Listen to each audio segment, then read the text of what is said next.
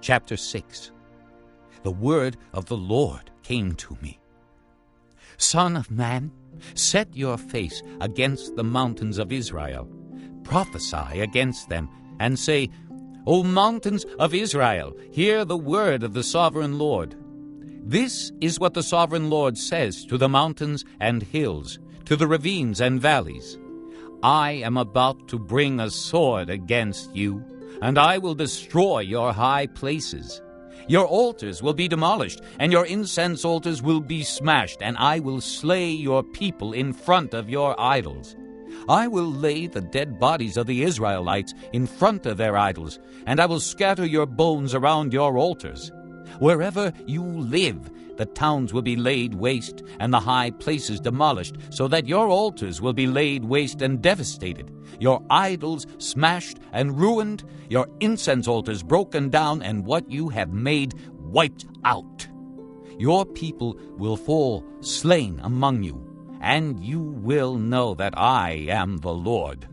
But I will spare some, for some of you will escape the sword when you are scattered among the lands and nations. Then, in the nations where they have been carried captive, those who escape will remember me, how I have been grieved by their adulterous hearts, which have turned away from me, and by their eyes, which have lusted after their idols. They will loathe themselves for the evil they have done, and for all their detestable practices, and they will know that I am the Lord. I did not threaten in vain to bring this calamity on them. This is what the sovereign Lord says. Strike your hands together, and stamp your feet, and cry out, Alas! Because of all the wicked and detestable practices of the house of Israel, for they will fall by the sword, famine, and plague. He that is far away will die of the plague, and he that is near will fall by the sword, and he that survives and is spared will die of famine. So will I spend my wrath upon them, and they will know that I am the Lord, when their people lie slain among their idols around their altars, on every high hill and on all the mountain tops, under every spreading tree and every leafy oak, places where they offered fragrant incense to all their idols. And I will stretch out my hand against them and make the land a desolate waste from the desert to Diblah, wherever they live. Then they will know that I am the Lord. Chapter 7. The word of the Lord came to me. Son of man, this is what the sovereign Lord says to the land of Israel. The end has come upon the four corners of the land. The end is now upon you, and I will unleash my anger against you. I will judge you according to your conduct and repay you for all your detestable practices. I will not look on you with pity or spare you. I will surely repay you for your conduct and the detestable practices among you. Then you will know that I am the Lord. This is what the sovereign Lord says. Disaster! An unheard-of disaster is coming. The end has come. The end has come. It has roused itself against you. It has come. Doom has come upon you, you who dwell in the land. The time has come. The day is near. There is panic, not joy, upon the mountains. I am about to pour out my wrath on you and spend my anger against you. I will judge you according to your conduct and repay you for all your detestable practices. I will not look on you with pity or spare you. I will repay you in accordance with your conduct and the detestable practices among you.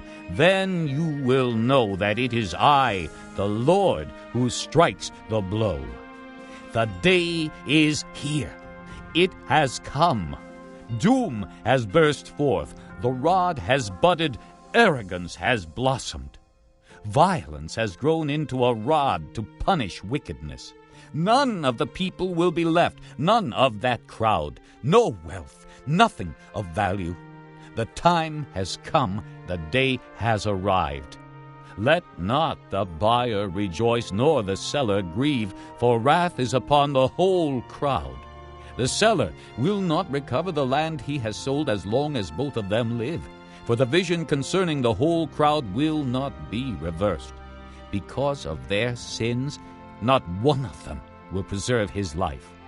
Though they blow the trumpet and get everything ready, no one will go into battle, for my wrath is upon the whole crowd.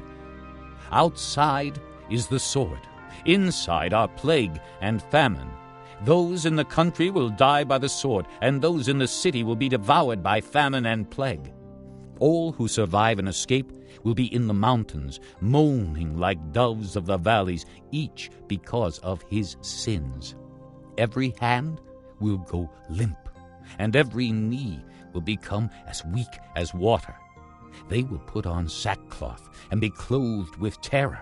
Their faces will be covered with shame, and their heads will be shaved. They will throw their silver into the streets, and their gold will be an unclean thing. Their silver and gold will not be able to save them in the day of the Lord's wrath. They will not satisfy their hunger or fill their stomachs with it, for it has made them stumble into sin. They were proud of their beautiful jewelry and used it to make their detestable idols and vile images. Therefore I will turn these into an unclean thing for them. I will hand it all over as plunder to foreigners and as loot to the wicked of the earth, and they will defile it. I will turn my face away from them, and they will desecrate my treasured place. Robbers will enter it and desecrate it. Prepare chains, because the land is full of bloodshed, and the city is full of violence. I will bring the most wicked of the nations to take possession of their houses. I will put an end to the pride of the mighty, and their sanctuaries will be desecrated. When terror comes, they will seek peace, but there will be none. Calamity upon calamity will come, and rumor upon rumor. They will try to get a vision from the prophet. The teaching of the law by the priest will be lost, as will the counsel of the elders. The king will mourn, the prince will be clothed with despair, and the hands of the people of the land will tremble. I will deal with them according to their conduct, and by their own standards I will judge them. Then they will know that I am the Lord. Chapter 8. In the 6th year, in the 6th month, on the 5th day, while I was sitting in my house, and the elders of Judah were sitting before me, the hand of the sovereign Lord came upon me there. I looked, and I saw a figure like that of a man. From what appeared to be his waist down, he was like fire, and from there up his appearance was as bright as glowing metal. He stretched out what looked like a hand and took me by the hair of my head. The Spirit lifted me up between earth and heaven, and in visions of God he took me to Jerusalem, to the entrance to the north gate of the inner court, where the idol that provokes to jealousy stood. And there before me was the glory of the God of Israel, as in the vision I had seen in the plain. Then he said to me, "Son of man, look toward the north." So I looked, and in the entrance north of the gate of the altar I saw this idol of jealousy. And he said to me, "Son of man, do you see what they are doing? The utterly detestable things the house of Israel is doing here, things that will drive me far from my sanctuary. But you will see things that are even more detestable." Then he brought me to the entrance to the court. I looked, and I saw a hole in the wall. He said to me, "Son of man, now dig into the wall." So I dug into the wall and saw a doorway there. And he said to me, "Go in and see the wicked and detestable things they are doing here. So I went in and looked, and I saw portrayed all over the walls all kinds of crawling things and detestable animals and all the idols of the house of Israel. In front of them stood 70 elders of the house of Israel, and Jaazaniah son of Shaphan was standing among them. Each had a censer in his hand, and a fragrant cloud of incense was rising. He said to me, Son of man, have you seen what the elders of the house of Israel are doing in the darkness, each at the shrine of his own idol? They say, The Lord does not see us. The Lord has forsaken the land.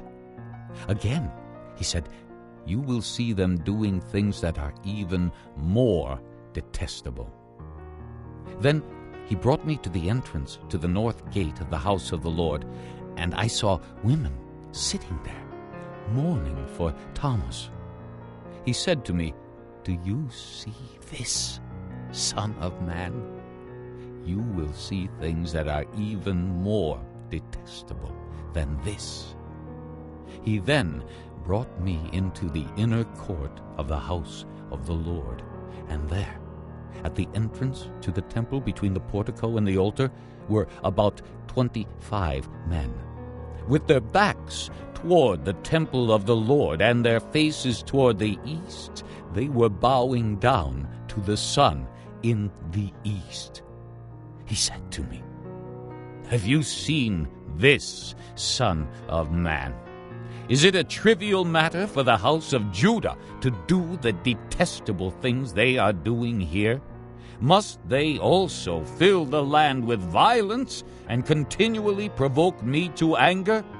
Look at them, putting the branch to their nose. Therefore I will deal with them in anger. I will not look on them with pity or spare them. Although they shout in my ears, I will not listen to them. Chapter 9. Then I heard him call out in a loud voice, Bring the guards of the city here, each with a weapon in his hand. And I saw 6 men coming from the direction of the upper gate, which faces north, each with a deadly weapon in his hand. With them was a man clothed in linen, who had a writing kit at his side. They came in and stood beside the bronze altar. Now the glory of the God of Israel went up from above the cherubim where it had been and moved to the threshold of the temple. Then the Lord called to the man clothed in linen who had the writing kit at his side and said to him, Go throughout the city of Jerusalem and put a mark on the foreheads of those who grieve and lament over all the detestable things that are done in it. As I listened, he said to the others, Follow him through the city and kill, without showing pity or compassion. Slaughter old men, young men and maidens, women and children, but do not touch anyone who has the mark. Begin at my sanctuary. So they began with the elders who were in front of the temple. Then he said to them, Defile the temple and fill the courts with the slain. Go! So they went out and began killing throughout the city. While they were killing and I was left alone, I fell face down, crying out, Sovereign Lord, are you going to destroy the entire remnant of Israel in this outpouring of your wrath on Jerusalem? He answered me, The sin of the house of Israel and Judah is exceedingly great. The land is full of bloodshed, and the city is full of injustice. They say, The Lord has forsaken the land, the Lord does not see. So I will not look on them with pity or spare them, but I will bring down on their own heads what they have done. Then the man in linen with the writing kit at his side brought back word, saying, I have done as you commanded. Chapter 10. I looked, and I saw the likeness of a throne of sapphire above the expanse that was over the heads of the cherubim. The Lord said to the man clothed in linen, Go in among the wheels beneath the cherubim, fill your hands with burning coals from among the cherubim and scatter them over the city." And as I watched, he went in. Now, the cherubim were standing on the south side of the temple when the man went in, and a cloud filled the inner court. Then the glory of the Lord rose from above the cherubim and moved to the threshold of the temple. The cloud filled the temple, and the court was full of the radiance of the glory of the Lord. The sound of the wings of the cherubim could be heard as far away as the outer court, like the voice of God Almighty when he speaks. When the Lord commanded the man in linen, "Take fire from among the wheels, from among the cherubim," the man went in and stood beside a wheel. Then one of the cherubim reached out his hand to the fire that was among them. He took up some of it and put it into the hands of the man in linen, who took it and went out. Under the wings of the cherubim could be seen what looked like the hands of a man. I looked, and I saw beside the cherubim 4 wheels, one beside each of the cherubim. The wheels sparkled like chrysolite. As for their appearance, the 4 of them looked alike. Each was like a wheel intersecting a wheel. As they moved, they would go in any one of the 4 directions the cherubim faced. The wheels did not turn about as the cherubim went. The cherubim went in whatever direction the head faced, without turning as they went. Their entire bodies, including their backs, their hands, and their wings, were completely full of eyes, as were their 4 wheels.